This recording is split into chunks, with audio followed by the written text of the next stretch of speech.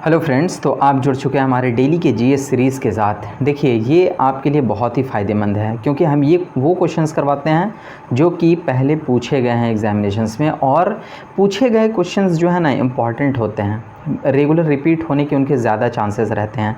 इसीलिए और देखिए, जो मैं क्वेश्चन यहाँ पे है वो तो करवाता ही हूँ, उससे रिलेटेड जो भी क्वेश्चन इंपॉर्टेंट बन सकते हैं जो कि एग्जामिनेशंस में पूछे जाने की संभावना है, उसको भी मैं कोशिश करता हूँ कि आपको जो है बताता चलूँ। तो आज का जो सीरीज़ का जो आज का सेट है वो ये है। इसका पहला क्वेश्चन कि मराठा रानी अहिल्याबाई होलकर की राजधानी कहाँ थी।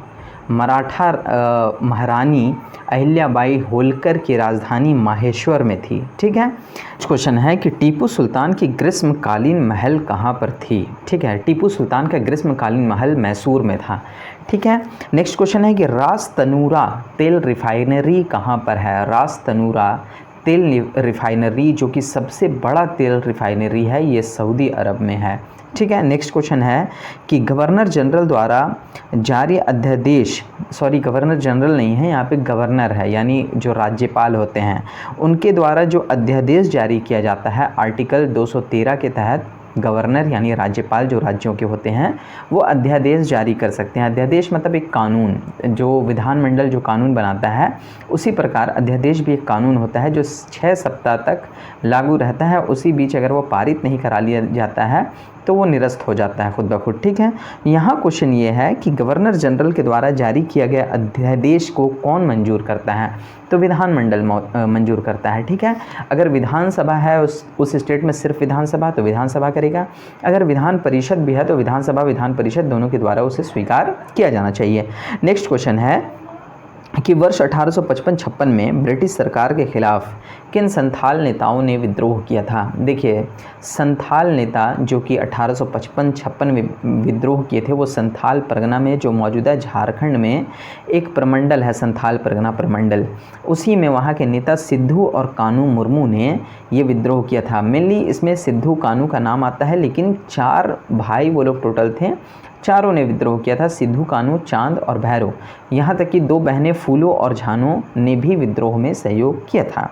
नेक्स्ट क्वेश्चन है कि केंद्रीय चावल अनुसंधान संस्थान कहाँ पर है। केंद्रीय चावल अनुसंधान संस्थान कटक में है, जो कि उड़ीसा में है। ठीक है। नेक्स्ट क्वेश्चन है राष्ट्रीय आहार संस्थान, राष्ट्रीय आहार संस्थान या फिर राष्ट्रीय पोषण संस्थान कहाँ पर है, हैदराबाद में है।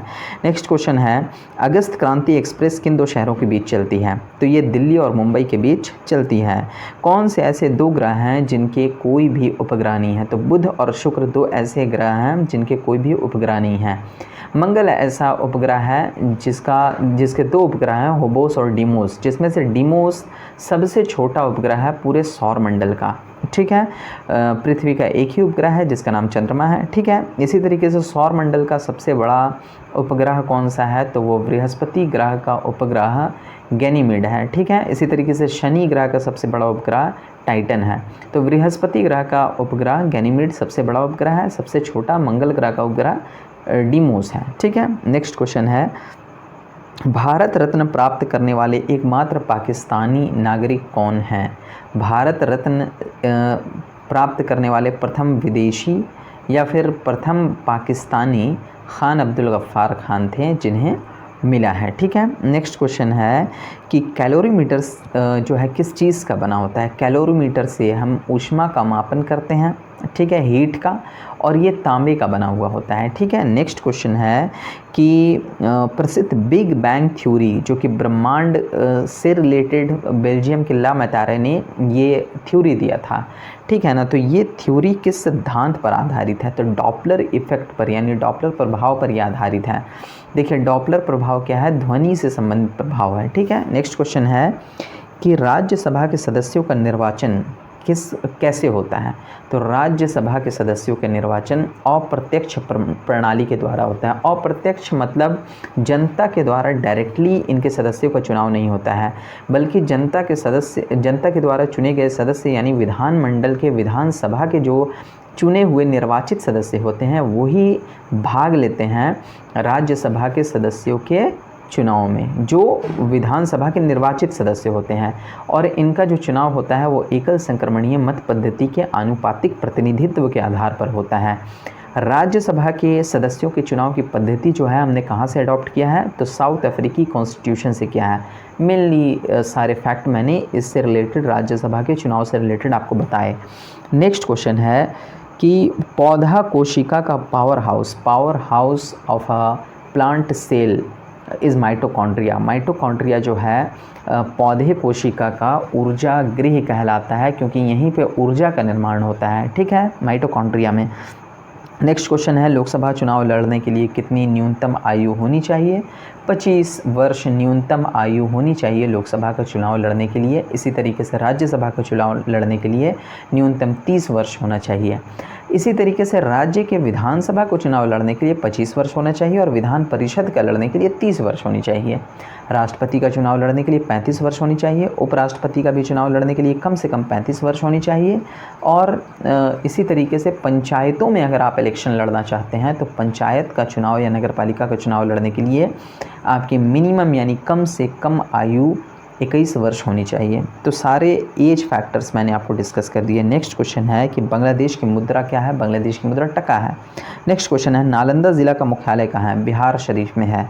नेक्स्ट क्वेश्चन है कि लेप्चा किस स्टेट में पाई जाती है? लेप्चा एक जनजाति है, लेप्चा और भोटिया ये दोनों सिक्किम में पाई जाती हैं। नेक्स्ट क्वेश्चन है, भारत के संविधान में सबसे पहले क्या आता है? भारतीय संविधान में सबसे पहले प्रस्तावना आता है। किसी भी बुक का आप खोलिएगा तो पहले प्रस्तावना कुछ आता है, उसी तरीके से भारतीय संविधान में भी प्रस्तावना है, ठीक है, जिसमें जो है इस प्रकार है कि हम भारत के लोग भारत को एक जो है इसी तरीके से आगे है। नेक्स्ट क्वेश्चन है कि फ्लोरेंस नाइटिंगेल ऑफ इंडिया उपनाम से किसे जाना जाता है? फ्लोरेंस नाइटिंगेल ऑफ इंडिया के नाम से सरोजिनी नायडू को जाना जाता है। सरोजिनी नायडू भारत के किसी भी राज्यपाल की भारत के किसी भी राज्य की प्रथम महिला राज्यपाल थी और ये उत्तर प्रदेश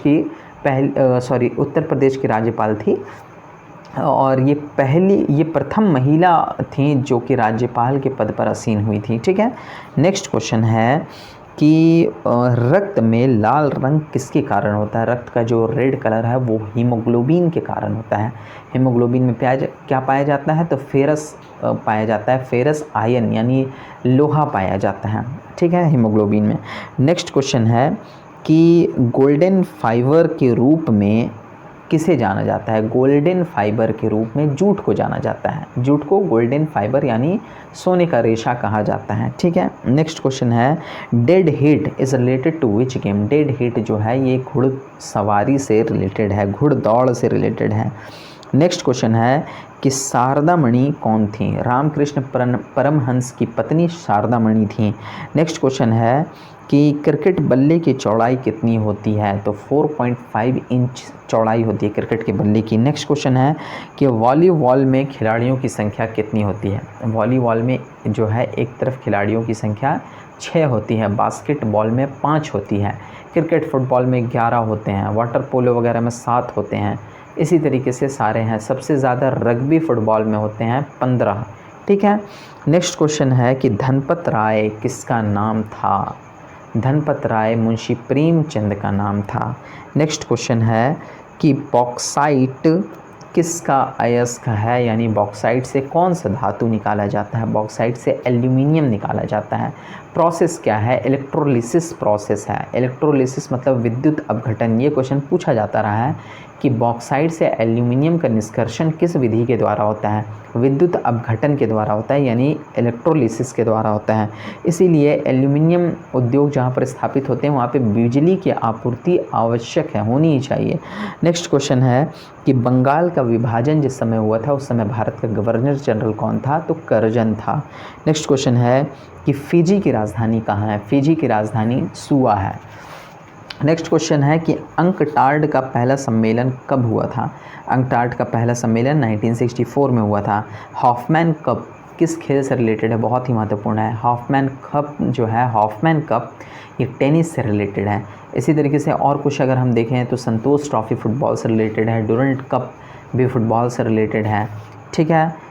इसके बाद है कि प्लाज्मा अनुसंधान केंद्र कहाँ है? प्लाज्मा अनुसंधान केंद्र गांधीनगर में है। गुजरात की राजधानी गांधीनगर। ठीक है, नेक्स्ट क्वेश्चन है कि सूक्ष्मदर्शी का आविष्कार किसने किया था? तो जेड जेन्सन और एच जेन्सन ने सूक्ष्मदर्शी यानी माइक्रोस्कोप का आविष्कार किया था। नेक्स्ट क्वेश्चन है राष्ट्रीय एकता दिवस कब मनाया जाता है? तो 31 अक्टूबर को मनाया जाता है। ये सरदार वल्लभ भाई पटेल से रिलेटेड है, 31 अक्टूबर। तो नेक्स्ट क्वेश्चन है कि ब्रह्म समाज की स्थापना किसने की थी? ब्रह्म समाज की स्थापना राजा राम मोहन राय ने 1828 ईस्वी में की थी। ये महत्वपूर्ण क्वेश्चन है, पूछा जाता रहा है। नेक्स्ट क्वेश्चन है कि ताजमहल का वास्तुकार कौन था? ताजमहल का आर्किटेक्चर उस्ताद अहमद लाहौरी था। ठीक है, नेक्स्ट क्वेश्चन नाबार्ड की स्थापना यानी national bank for agriculture and rural development, NABARD की स्थापना कब हुई थी? तो 12 जुलाई 1982 ईस्वी को छठी पंचवर्षीय योजना के दौरान की गई थी, शिवरमन कमेटी के सिफारिशों पर, शिवरमन कमेटी के सिफारिश के आधार पर। नेक्स्ट क्वेश्चन है कि महाराष्ट्र का सुकरात के नाम से किसे जाना जाता है? तो राणा डे को महाराष्ट्र का सुकरात के उपनाम से जाना जाता है। नेक्स्ट क्वेश्चन है कि आपका इंडिया हाउस कहाँ पर है? इंडिया हाउस लंदन में है। इंडिया हाउस की स्थापना श्यामजी कृष्ण वर्मा ने 1905 ईस्वी में की थी। ये भारत की आज़ादी का प्रचार करने के लिए, भारत की आज़ादी की लड़ाई लड़ने के लिए विदेश में स्थापित एक संस्था थी। तो आज भी बहुत सारे हमने महत्वपूर्ण क्वेश्चन देखे। मिलते हैं नेक्स्ट वीडियो में कुछ ऐसे ही महत्वपूर्ण प्रश्नों के साथ। आज के लिए इतना ही। Thank you.